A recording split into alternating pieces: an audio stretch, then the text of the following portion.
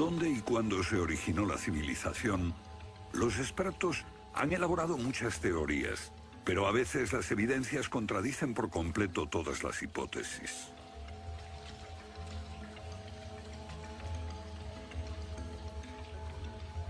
Bajo el suelo congelado de Siberia se han encontrado especies animales extinguidas por un repentino cataclismo global, como el mamut gigante. También se han descubierto mapas muy antiguos que muestran la Antártida siglos antes de que fuese descubierta. Este mapa tiene centenares de años y describe la auténtica configuración de la Tierra de la reina Maud, que está oculta bajo 1 kilómetro de hielos, y su configuración real no se conoció hasta 1949. Hace 100 años, un arqueólogo concluyó que la antigua ciudad de Tiahuanaco, en Bolivia, fue un observatorio estelar alineado con el Sol y las estrellas. Calculó que tendría 17.000 años. Su afirmación fue puesta en ridículo hasta hace poco tiempo. La única corrección que yo haría se debe a que ahora contamos con mejores mediciones, y sospecho que su antigüedad sería de unos 12.000 años. Tiahuanaco es la ciudad más antigua que conocemos en toda la Tierra.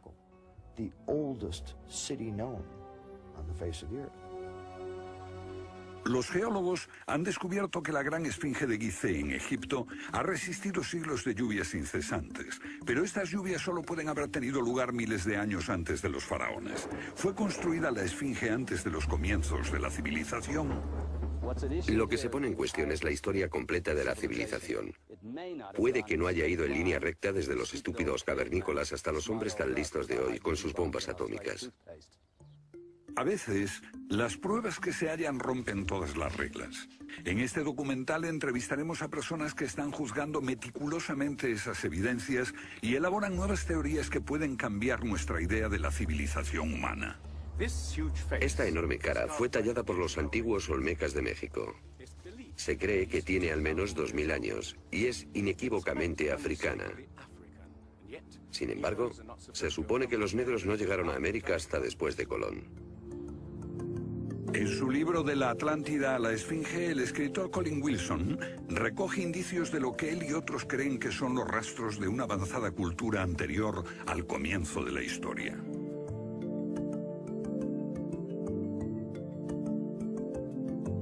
El filósofo griego Platón describió de manera precisa dicha civilización que, según le dijeron los sacerdotes egipcios, surcaban los mares miles de años antes, hasta que fue destruida por un terrible cataclismo.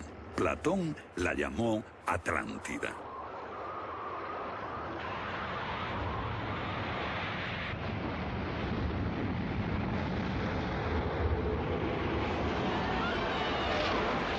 La Atlántida. Un terrible cataclismo. Sabemos de una catástrofe así por otro mito, el diluvio bíblico, Noé y su arca, un mito igualmente despreciado por los científicos.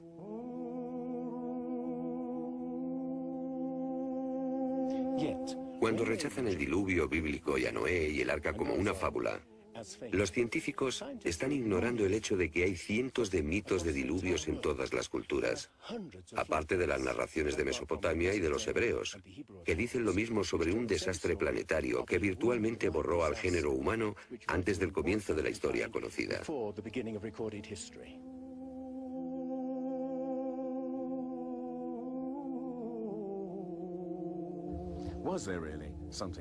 ¿Hubo realmente algo parecido a un diluvio? Y si así fue, ¿existió una civilización anterior a todas las otras? Digo una civilización, y no la Atlántida. Porque en cuanto se menciona la Atlántida, el científico exclama, «Oh, no», y deja de escucharnos. ¿Pero es neutral la ciencia? ¿Lo es realmente cuando afirma, limítese a los hechos como punto de partida? La ciencia ha tendido a centrarse más en teorías que en hechos. Una teoría surge para explicar unos hechos, pero otros se dejan de lado. Nuevas evidencias pueden cuestionar la teoría, pero con frecuencia también son ignoradas. Llamamos a estos hechos anomalías. Son evidencias que no encajan en la teoría. En su polémico libro Arqueología Prohibida, los científicos Thompson y Cremo muestran lo que ocurre cuando una evidencia contradice las teorías científicas. En los últimos 150 años, los arqueólogos y antropólogos han enterrado tantas evidencias como las que han desenterrado, literalmente. Básicamente estamos ante lo que llamamos un filtro del conocimiento. Este es un rasgo fundamental de la ciencia y de la naturaleza humana.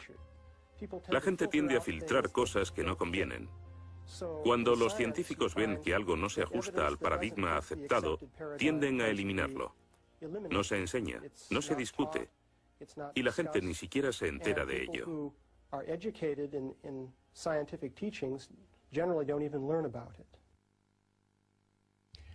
Lo que estamos diciendo, por ejemplo, sucedió en Iatliclo, México, en 1996. Cuando la arqueóloga Janestine McIntyre amenazó con echar abajo la teoría convencional de que el ser humano es relativamente nuevo en la Tierra, que llegó a Siberia hace unos 30.000 años y en América hace unos 20.000 años. En México, la arqueóloga Stine McIntyre descubrió herramientas de piedra y huesos humanos y los sometió a una batería de pruebas científicas.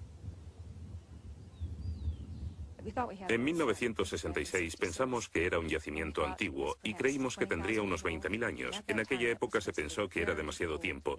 Cuando lo datamos mediante una batería de métodos supimos que tenía 250.000 años. Sinceramente yo me hubiera sentido feliz con los 250.000 años. Fui ingenuo y pensé, bien, voy a dejar de pensar en las fechas. Tenemos la información. Hemos conseguido los hechos. Tomemos estos hechos y partamos de ahí. No me di cuenta de que arruinaría mi carrera por completo. Todas sus oportunidades profesionales se frustraron. El yacimiento fue cerrado. Los permisos para investigar denegados sistemáticamente. No obstante, más de 30 años después, unos arqueólogos descubrieron en Siberia vestigios de seres humanos de 300.000 años de antigüedad. Una fecha que de repente hizo que la datación de Jan McIntyre no pareciese tan improbable después de todo. No es necesariamente una conspiración deliberada. No decimos que se trate de personas reunidas en una habitación y diciendo, vamos a engañar a la gente. Es algo que ocurre automáticamente en la comunidad científica. Cuando una evidencia difiere de la teoría predominante, no se habla de ella, no se da información. Y eso significa que la ciencia deja de progresar de la forma en que uno desearía.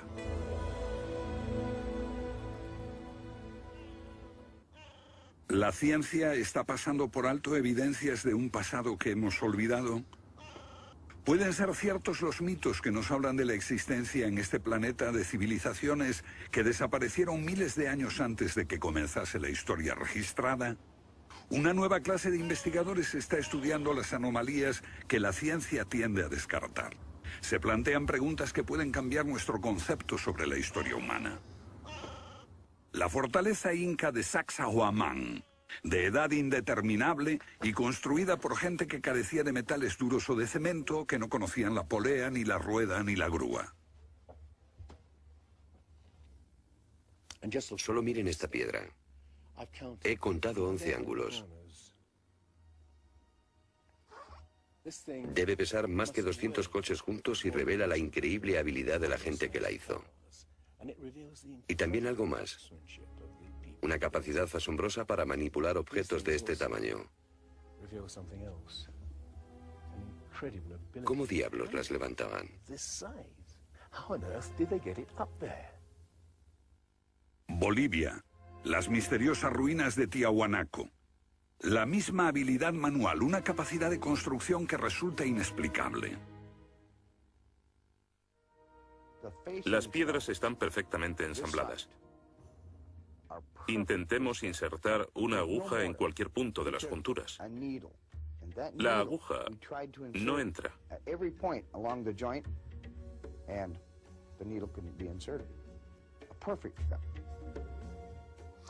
Cuando los conquistadores españoles le preguntaron a los incas si ellos habían construido Tiahuanaco, respondieron, no, no la construimos. Se hizo miles de años antes de que viviéramos nosotros. La evidencia muestra que fue erigida por una civilización avanzada. Un descubrimiento casual nos lo revela. Los bloques de construcción de Tiahuanaco no están pegados con cemento. El que separa estas piedras descubre el inesperado brillo metálico que las mantiene unidas.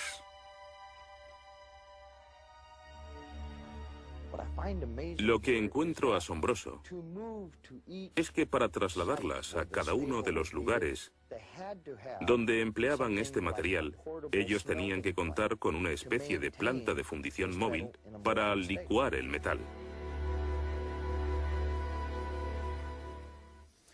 Y aquí hay un uso similar de tornillos metálicos y piedras finamente unidas, como esta en forma de L. Pero estamos en otro continente. África, Egipto, la tierra de las pirámides. Las 3 pirámides de Gizeh, una maravilla del mundo antiguo. Otro pueblo que no conocía la rueda, ni la polea, ni la grúa. ¿Cómo podían transportar bloques de 100 toneladas? Su tecnología no se puede explicar ni imitar. Soy ingeniero y puedo decirles que levantar bloques de este tamaño, de este peso, requiere una grúa especial.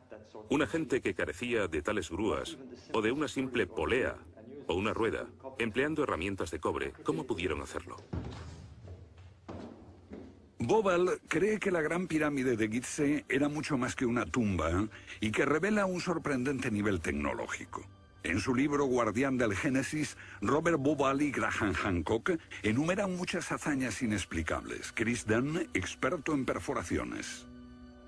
Bueno, permítanme una pregunta. ¿Cómo cree que lo hicieron? El sarcófago de la Cámara del Rey. ¿Cómo lograron unos constructores primitivos que la superficie interior encajase con la superficie de la piedra del sarcófago al milímetro? Esta habilidad requiere profundos conocimientos de física. Es un misterio como la perforación misma. Primitivamente, la típica manera de hacerlo sería con una sierra de arco, un berbiquí. Introducirían la herramienta en la pieza usando arena o un diamante, pero pienso que eso supondría mucho tiempo, muchos años para hacerlo.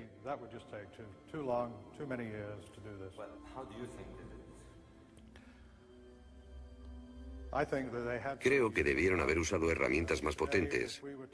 Hoy, para perforar esto, tendríamos que hacerlo a una velocidad de 6-10 milímetros por revolución de taladro en el granito. Ellos lo hicieron más rápido de lo que lo haríamos nosotros. Más rápido, investigadores como Chris Dunn se preguntan acerca del propósito de emplear este raro instrumento en un friso oculto. ¿Taladros superpotentes? Esto parece una conclusión precipitada. Los indicios de un taladro de alta velocidad se erigen en otro misterio sin resolver. Ahora miren esto. La increíble precisión de la mano de obra. La total suavidad de las paredes en esta supuesta tumba para bueyes sagrados. Y que implica un alto nivel de destreza. Por supuesto, eso podría explicarse en términos de cientos de obreros puliéndolas durante 10 años seguidos. Pero, si hablamos del misterio de los vasos egipcios, no como este vaso de arcilla que acabo de comprar, sino vasos hechos de alabastro, basalto e incluso diorita, que es la piedra más dura de todas.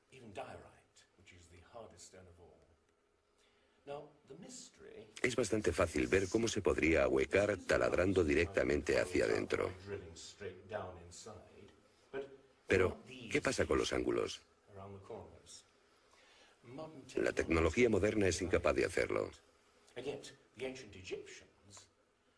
Sin embargo, los antiguos egipcios moldeaban miles de piezas.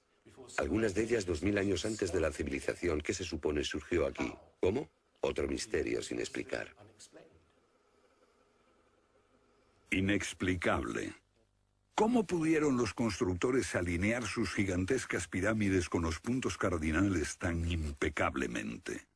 En perfecta dirección este-oeste y norte-sur, con una exactitud no igualada por los modernos constructores.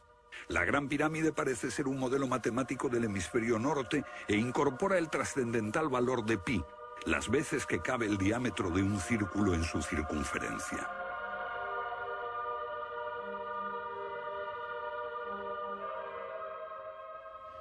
Está claro que lo que aquí tenemos es un avanzado sistema de matemáticas y tecnología, en un tiempo que no conocía su existencia. Para lograr estos resultados, los antiguos constructores tenían que usar un eclímetro de 52 grados. Cualquiera otro no valdría. Pero no solo los egipcios conocían el valor pi.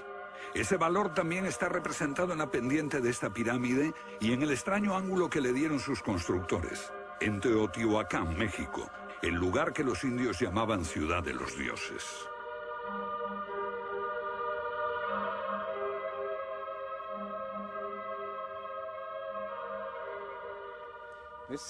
En su época, esta ciudad fue más grande que la Roma imperial. Lo que pueden ver es una serie de estanques que llenaban de agua, cuya superficie lisa reflejaba los cielos y cuyas ondas podrían servir como anuncio de terremotos. Estos templos, en el lado opuesto, se cree que representan cuerpos celestiales. Una cosa está clara: todo el lugar parece tener una especie de obsesión con la astronomía y la eternidad. En los equinoccios, el 21 de marzo y el 21 de septiembre, estas pirámides proyectan sombras gigantes, lo que las convierte en un perfecto reloj para la medición del tiempo. Como si proviniesen de una fuente común, las antiguas civilizaciones de todo el mundo exhiben un sofisticado conocimiento de los cielos que todavía nadie ha explicado. Fascinación por el sol, las estrellas. El lento e inexorable movimiento de la Tierra determina que las constelaciones parezcan viajar por los cielos nocturnos y por las épocas.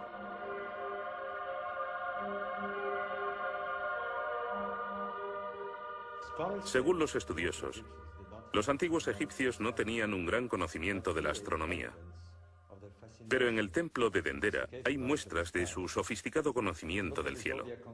Miren las constelaciones del zodíaco: Leo, Tauro, Piscis. Y aquí, la constelación de Orión. Bauval cree que la astronomía es la llave de muchos misterios de las pirámides. Los antiguos egipcios veían en la constelación de Orión a su dios Osiris, señor de los muertos y la vida ultraterrena. Bauval halló el reflejo de ese dios en las pirámides de Gizeh.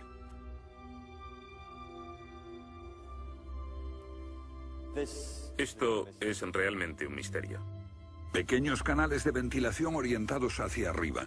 Para los egiptólogos no eran más que canales de ventilación, pero los astrónomos piensan distinto. Para el antiguo Egipto esto fue Rostau, la entrada al reino subterráneo, el reino del dios Osiris u Orión. Para los antiguos egipcios, Orión era Osiris, el gran dios de la resurrección. Esto es una reconstrucción del cielo en el año 2500 a.C., y fue sorprendente descubrirlo. Los canales apuntan a Orión y a la estrella Sirio, que era Isis, la esposa de Osiris. En textos antiguos, Bauval descubrió que deben de haberles servido una ceremonia secreta para la resurrección de los faraones muertos, que renacían como estrellas en la constelación de Orión.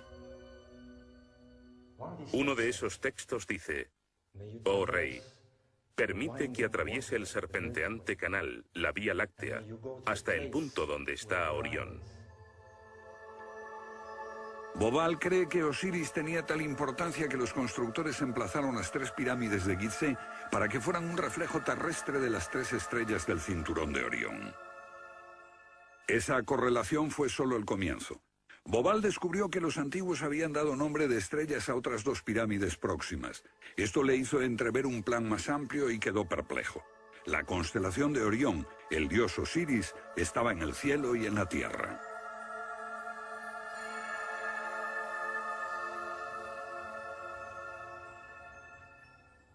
México, donde Teotihuacán presenta otro paralelo.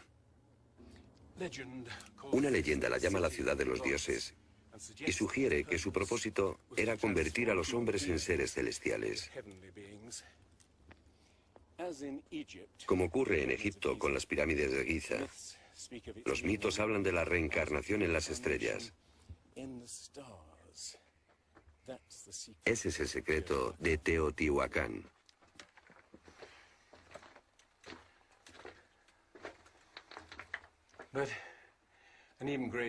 Pero esta pirámide presenta otro enigma mayor.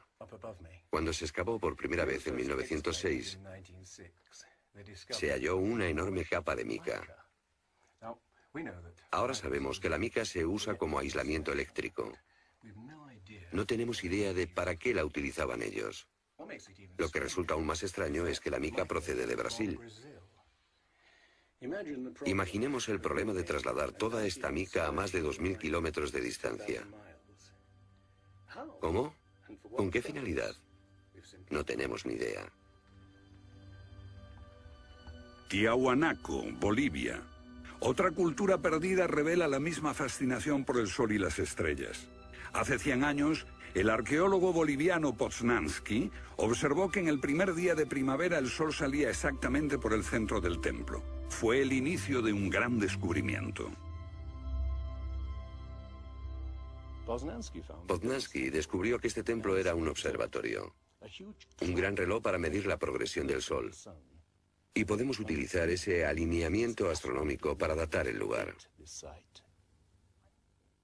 Durante el año el sol sale cada día por un punto diferente del horizonte. El primer día de primavera un observador vería salir el sol exactamente en el centro. Estudiando el esquema de Poznański, dedujimos que en los primeros días de invierno o de verano el sol saldría por encima de las piedras angulares. Pero no fue así. Los arqueólogos actuales dicen que los constructores cometieron un error de cálculo. Después de observar la perfección con la que se construyó este sitio, con piedras de 100 toneladas, sugerir que los marcadores del solsticio están mal alineados me parece increíble.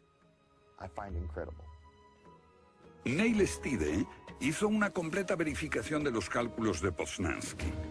Midiendo el ángulo de las piedras angulares y comparándolo con las posiciones actuales de salida del sol, Poznański calculó que Tiahuanaco fue construida hace 17.000 años.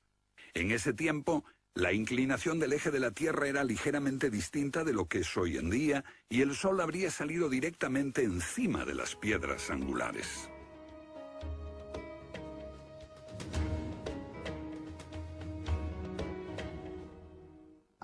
Yo sospecho que la fecha sería más bien de 12.000 años. Pero eso haría que todos nos cuestionásemos completamente los orígenes de la civilización. Una civilización perdida en el tiempo dejó sus huellas en varios lugares del mundo. Los sacerdotes egipcios dijeron al filósofo griego Platón que una civilización así habría existido hace 12.000 años. Pero según la ciencia, el ser humano abandonó la prehistoria hace solo 5.000 años.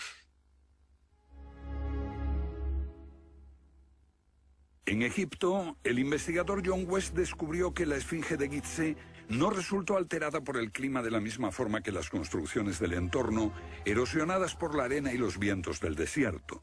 En vez de un desgaste horizontal, la esfinge tiene marcas de erosión redondeadas y onduladas. No se necesita ser geólogo para mirar y ver lo que se debe al tipo de clima. Solo el agua, cayendo copiosamente sobre las paredes del recinto, pudo producir esos contornos redondeados.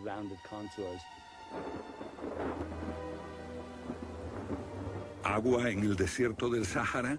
Ciertamente no en tiempos de los faraones. Para eso hay que trasladarse a finales de la era glaciar.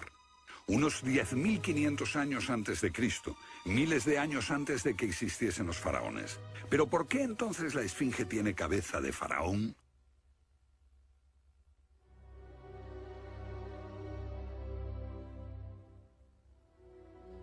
La cabeza es desproporcionadamente pequeña.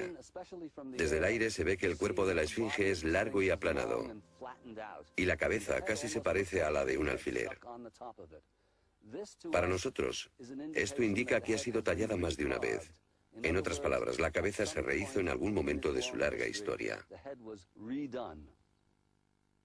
John West cree que la esfinge era originalmente un enorme león que un desconocido grupo de escultores modeló en la roca antes del 10.500 a.C. Se comenzó a erosionar cuando el final de la era glaciar alteró el clima y causó lluvias que cayeron durante siglos. Solo miles de años después, un faraón habría tallado la cabeza con su propia imagen. ¿Tiene la esfinge más del doble de la antigüedad que creíamos? La teoría fue ridiculizada por los egiptólogos, pero los geólogos les respondieron que los hechos estaban allí. Más extraño aún, según Robert Bauval, la evidencia astronómica sugiere que las pirámides de Gizeh parecen revelar esa increíble antigüedad. La disposición de Gizeh coincidía misteriosamente con la posición de Orión en el año 10.500 a.C., cuando la esfinge miraba hacia Leo, su propia imagen en los cielos. La puesta de Orión en esa fecha distante se correspondía exactamente con las tres pequeñas pirámides, y existen muchos otros hechos difíciles de entender.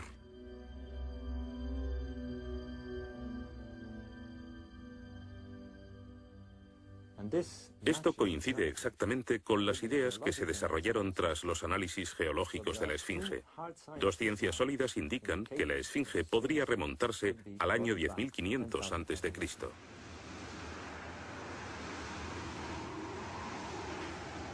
Egipto sufrió unos cambios muy dramáticos a finales del período glaciar, especialmente en torno al 10.500 a.C., cuando unas impresionantes inundaciones cubrieron el terreno de aluvión y acabaron con el valle del Nilo y con el delta en general.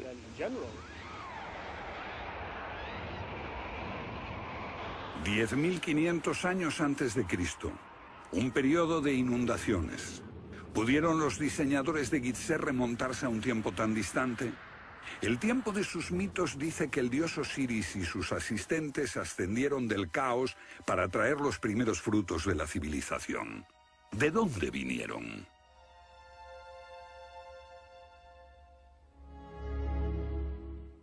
Un dios muy parecido fue el señor de la antigua Tiahuanaco en Bolivia. Aquí, en esta misteriosa ciudad de Tiahuanaco, era el dios que ellos adoraban.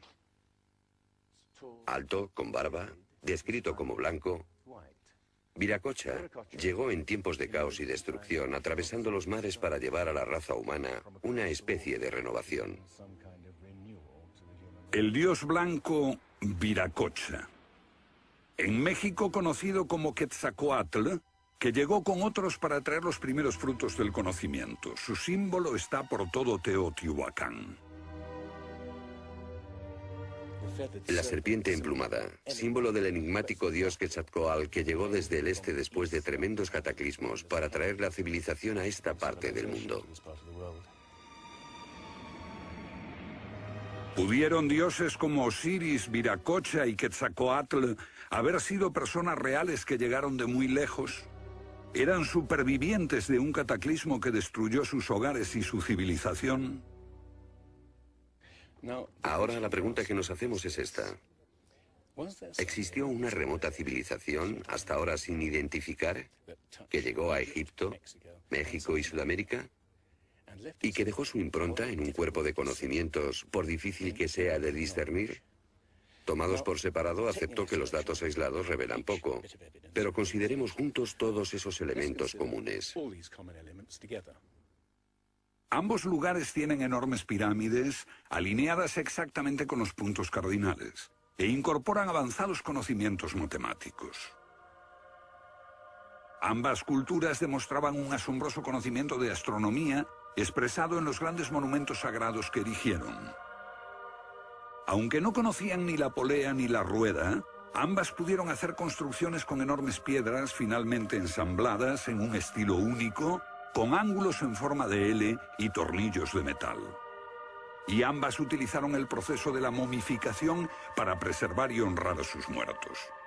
Aquí se halló una nueva y asombrosa pista cuando la doctora Balabanova, de la Universidad Alemana de Ulm, descubrió que muchas momias de Egipto contenían cocaína y nicotina, naturales de Sudamérica. Tengo una cantidad de cartas insultantes. Dicen que todo esto no tenía sentido, que yo fantaseaba, que era imposible porque estaba comprobado que antes de Colón esas plantas no existían en ninguna parte del mundo, excepto en América. Pero su investigación se repitió con cientos de momias y no quedó lugar a dudas.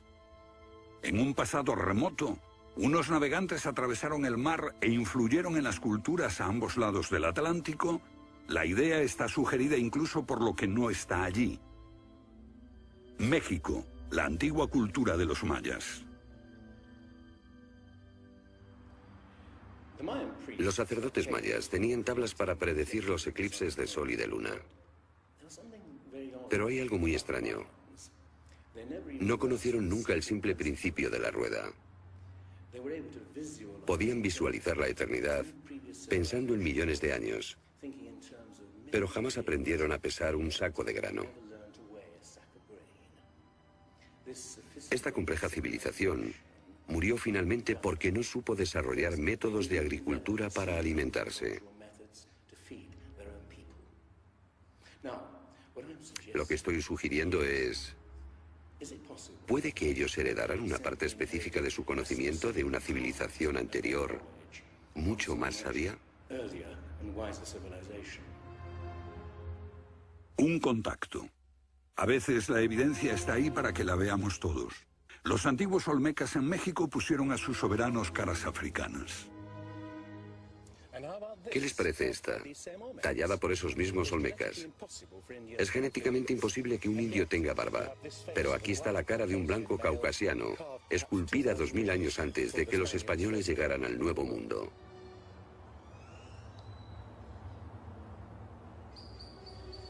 Caras de africanos y de caucasianos esculpidas muchos siglos antes de Colón.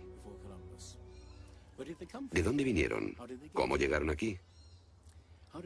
¿Cómo influyeron en la más antigua cultura de América Central, en la cultura madre de México? Lo que todos los arqueólogos saben es que de pronto se materializaron alrededor del 1500 a.C. Esta gente, cuya expresión característica era la de esculpir enormes caras de piedra, cabezas de caucasianos y africanos que parecen haber salido, no se sabe de dónde.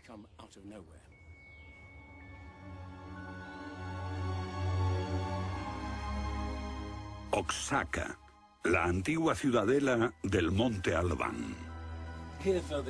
Aquí, en el sur de México, está el último testimonio de esos misteriosos hombres. Porque estas figuras esculpidas en piedra parecen corresponder a muertos en combate. Desnudas, desamparadas, la mayoría castradas. Este puede reflejar el momento en que estos hombres desaparecieron de la historia.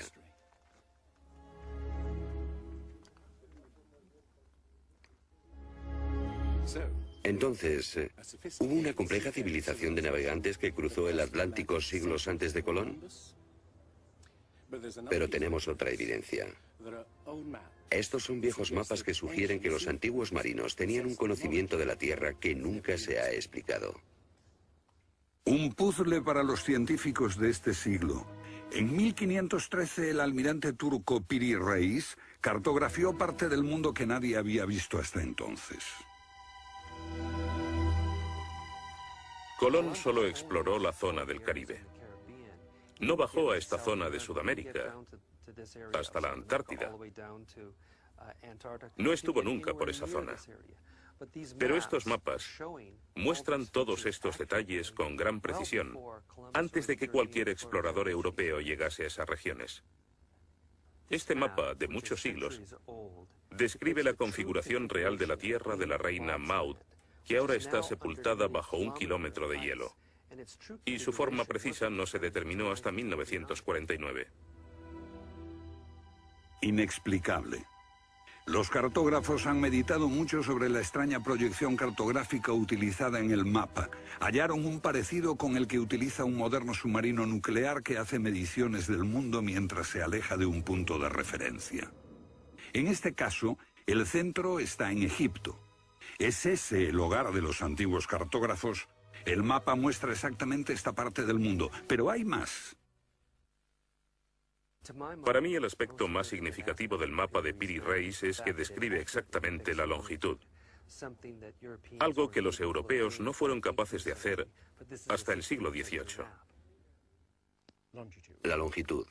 Esa historia comenzó en estas playas en 1707, cuando la flota inglesa navegaba por el Mediterráneo hacia Inglaterra.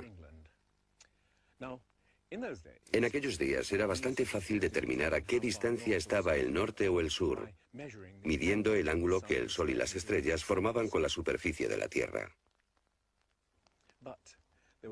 Pero no había técnicas para determinar lo lejos que estaba el este o el oeste. ¿Longitud? El almirante Sir Clutley Safel se enfureció cuando un marinero del oeste del país le dijo que estaba alejándose unas 20 millas del este y era probable que la flota naufragase en la costa. Cuando sus oficiales le dijeron que el rumbo era correcto, mandó ahorcar al marinero por insubordinación. En sus últimos momentos debió haber deseado no haberlo hecho. Los barcos se habían hundido antes por millares. Pero entonces la pérdida de una flota entera promovió la búsqueda de un reloj preciso para calcular la longitud. Tuvieron que pasar 2 generaciones antes de que finalmente se consiguiese. No obstante, el mapa de Piri Reis ya mostraba un conocimiento de la longitud al menos 250 años antes. En el mapa de Piri Reis se menciona el hecho de que se trate de una recopilación de muchas otras cartografías. Son copias de copias de copias. La mayoría de quienes los han estudiado creen que esos mapas proceden de los tiempos de Alejandro Magno, pero son incluso mucho más antiguos. Mapas del mundo confeccionados antes de que supiésemos navegar por los océanos. Técnicas de construcción inexplicables, un complejo conocimiento de las matemáticas y la astronomía. Si existió una tecnología tan avanzada capaz de dar sus conocimientos a los constructores de la Esfinge y a los pueblos de los Andes y México, ¿qué pasó con ella?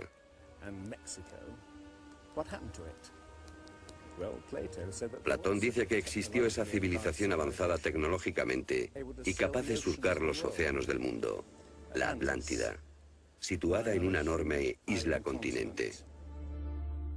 Rechazando una civilización perdida, la ciencia niega también la idea de una catástrofe global que la destruyó.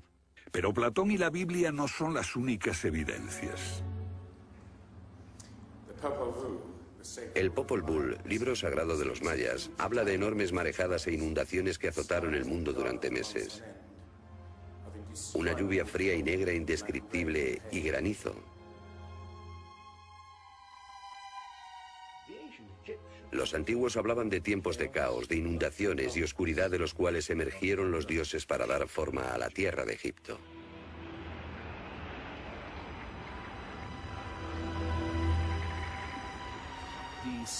El disco solar de los aztecas se refiere a 4 ciclos de destrucción: por inundaciones, por fuego, por viento y por sangre y guerra. Y prevé el fin del mundo por un enorme cataclismo surgido de las entrañas de la tierra.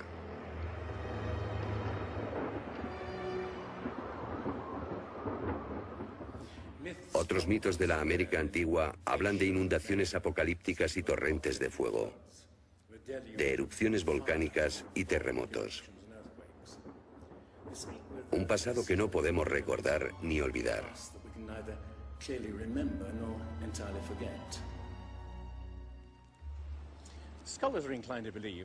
Los especialistas tienden a creer que el diluvio es una fantasía de los viejos poetas. Pero supongamos que los expertos se equivocan. Supongamos que una serie de terribles catástrofes naturales redujeron a nuestros ancestros a pequeños grupos que vivieron apartados y se esparcieron por todo el mundo. Lo que buscamos es una época que coincida perfectamente con los mitos, igual que el zapato encaja en el pie de Cenicienta. Una pista. La fosa de Alquitrán en La Brea, California. Una inmensa sepultura de millones de animales que hoy se ha convertido en atracción turística. Bajo la superficie está el campo de petróleo del lago Salado. El asfalto brota por las grietas y fisuras como un papel cazamoscas y atrapa a los animales. Y encontramos aquí una increíble colección de especies atrapadas en los últimos 40.000 años.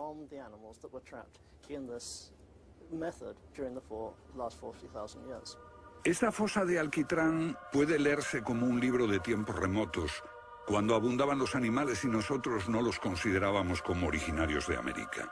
Mamuts, elefantes, rinocerontes, perezosos gigantes, tigres sable, incluso caballos y camellos. Después Una tremenda catástrofe los barrió, al parecer, en unas pocas décadas, en torno al 10.500 a.C., hace más de 12.000 años. Todos los grandes animales, cualquier animal más grande que un coyote, se extinguieron en pocas décadas. Sí, fue sin duda una gran catástrofe.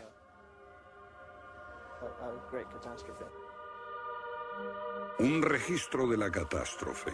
El fin de la era glaciar. En el 10.500 a.C., hace más de 12.000 años.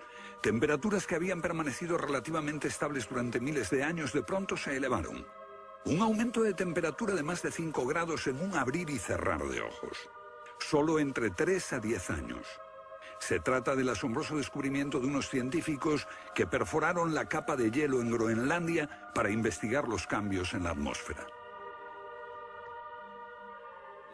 El hielo de Groenlandia ha sido llamado por algunas personas la piedra roseta del clima, porque ver que el clima puede cambiar tan rápidamente es un enorme descubrimiento. Y este cambio ocurrió en un periodo de entre 3 años y una década. Hemos observado cambios espectaculares en la química de la Tierra. Y descubrimos que en un periodo en el que las placas de hielo estaban empezando a derretirse, es cuando tenemos más señales de sedimentos volcánicos y de mayor magnitud, mayores concentraciones que en cualquier otro periodo en los últimos 110.000 años.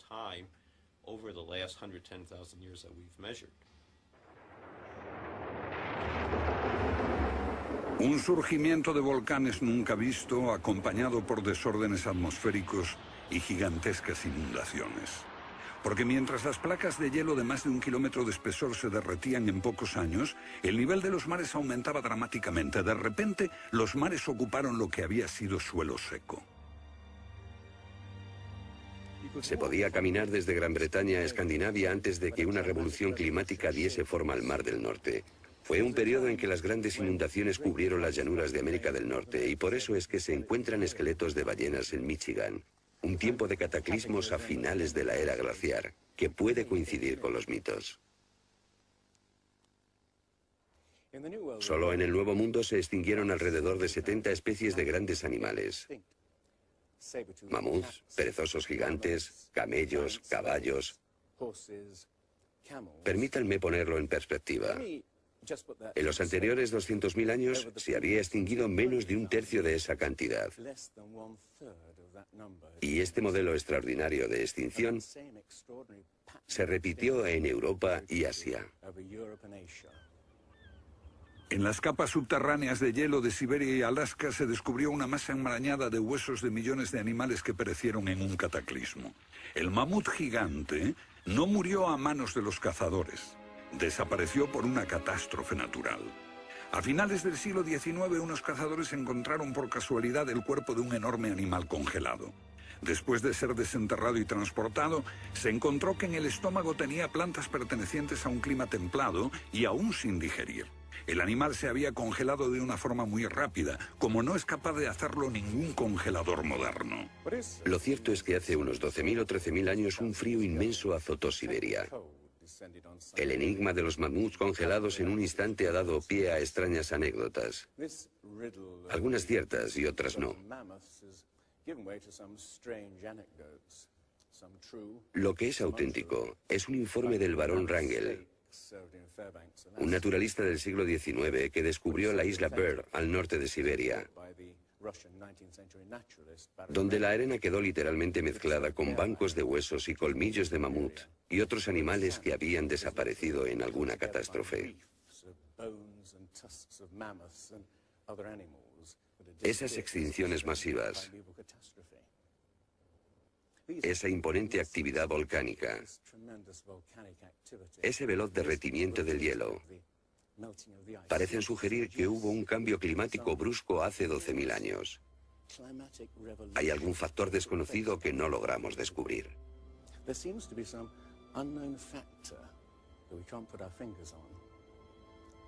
El fin de la era glaciar. ¿Qué provocó esa revolución?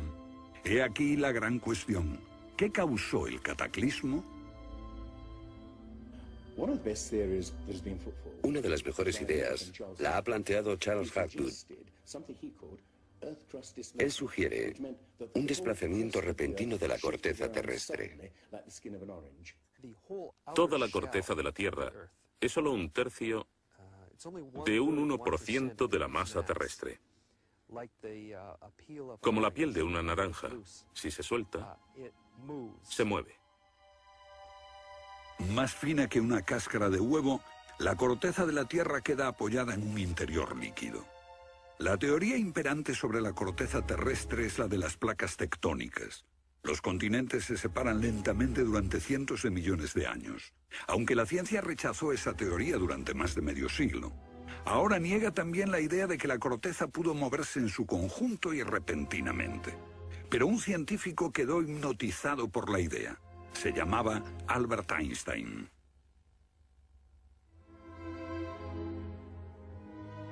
Esto es un resumen de lo que dijo. Cuando me encontré con el trabajo de Hapgood, quedé conmocionado. Se trataba de una idea simple, pero que podría explicar una serie enorme de problemas. Hapgood tenía esa teoría. La cuestión era cuál fue el mecanismo que puso en movimiento el gigantesco conjunto. Y fue Einstein quien planteó una sugerencia. La enorme cantidad de hielo que rodea a los polos puede tener 3 kilómetros de espesor. Esos incontables miles de millones de toneladas de hielo, si se formaran de un modo desproporcionado, harían que toda la Tierra se sacudiese como una rueda, con un enorme peso colocado en su borde. Esta vibración bastaría para hacer que la corteza de la Tierra se moviese súbitamente. Hace 55.000 años el Polo Norte estaba cerca de Europa, pero de pronto se desplazó hacia la bahía de Hudson, en Canadá. Y en torno al año 12.500 a.C. se volvió a mover casi 2.000 millas hasta donde está actualmente. O es mejor decir que las tierras y los mares atravesaron el polo, impulsados por un repentino desplazamiento de la corteza terrestre. De ser así, esta es una de las cosas que habían ocurrido al final de la era glaciar. El desplazamiento impulsó a América fuera de la zona polar. El mar en el norte se congeló con una fina capa de solo unos metros de espesor. La inmensa vieja capa de hielo de Norteamérica, con más de 1,5 kilómetros de grosor, se derritió rápidamente en pocos años. Ahora, lo que es muy interesante de la teoría de Hapgood y Einstein es que también explica bastante bien algunos otros mitos, independientemente del diluvio. Hay mitos sobre tremendos terremotos, catástrofes volcánicas, lluvias negras cayendo del cielo, congelación repentina, congelación del suelo. Y podemos ver que un ejemplo de esto es precisamente lo que pudo pasar si la corteza terrestre se desplazó. Con bastante rapidez, las áreas que antes habían estado congeladas pasarían a ser zonas cálidas, y así se explicarían hechos como el rápido congelamiento de los mamuts en Siberia. Si el desplazamiento de la corteza terrestre causó el diluvio que aniquiló una civilización, ¿dónde estaba esa civilización? Algunos investigadores creen haberla hallado en la isla griega de Santorini, que fue devastada por una terrible erupción, o en la antigua Troya, o en la isla alemana de Heligoland, casi arrastrada hacia el Mar del Norte. Pero no se ha encontrado nada. Y es precisamente este problema lo que ha hecho descartar la Atlántida de Platón como una propuesta seria. Veamos. Los oceanógrafos han cartografiado los suelos oceánicos y sencillamente no hay ningún continente perdido. ¿O sí? Platón describe la Atlántida como una vasta isla-continente con montañas, situada en medio del océano. Y el océano, por supuesto, es el océano que rodea toda la Tierra.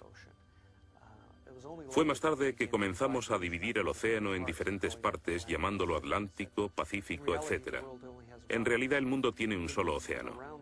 Y los mitos de todo el mundo son muy explícitos acerca de lo que pasa. El Zen-Avesta de la literatura védica describe que esa isla no solo se destruyó tras un diluvio, sino que está cubierta por nieve y hielo. De modo que estamos buscando una isla cubierta de nieve en medio del océano, y una gran candidata para este papel es la Antártida. Si el Polo Norte se desplazó, también debió hacerlo el Polo Sur. Flennat cree que hace 12.000 años una parte de la Antártida permanecía en zonas templadas y pudo haber albergado una civilización que desapareció cuando el continente se convirtió en el Polo Sur. Esa es la explicación que él encuentra en los mapas que muestran partes de la Antártida que están debajo del hielo. El almirante turco Piri Reis demuestra un conocimiento de la Antártida que no debería de tener. Tras examinarlos, especialistas en cartografía de la Armada y de las Fuerzas Aéreas nos dicen: hemos hecho comparaciones de picos salientes y de montañas. Hemos descubierto que coinciden de forma asombrosa. Lo que debemos enfatizar es que no estamos hablando de un mapa, el mapa de Piri Reis, que podría cuestionarse. Estamos hablando literalmente de docenas de mapas. Por ejemplo, el mapa Phineus de la Antártida es sumamente preciso en cuanto a la configuración, mostrando sistemas fluviales que existieron allí, pero que no se conocían en el siglo XVI. La Antártida no fue descubierta hasta cerca del año 1800. Entonces, ¿cómo pudieron los cartógrafos europeos representarla? Solo, cree Flenard, si ellos la copiaron de copias de otras copias de mapas que se remontan milenios atrás. Hace solo unos 25 años supimos que bajo la capa de la Antártida existían unas islas, un continente bajo un océano helado. Sin embargo, esa información ya estaba aquí, en este mapa. Estas islas de aquí corresponden a este área, y el modelo de nevadas aquí es muy intenso. Nada aquí. Estas islas debajo de este punto se podrían haber unido entre ellas antes de unirse a la tierra firme. Así, lo que se describe aquí es algo que yo creo que verdaderamente ocurrió en torno al 8000 a.C. Puede que en el 6000 a.C. a lo sumo. No hay forma de saber cómo lo consiguieron, a menos que postulemos la existencia de una civilización con habilidades para la navegación y la confección de mapas que solo se reinventaron en nuestro tiempo.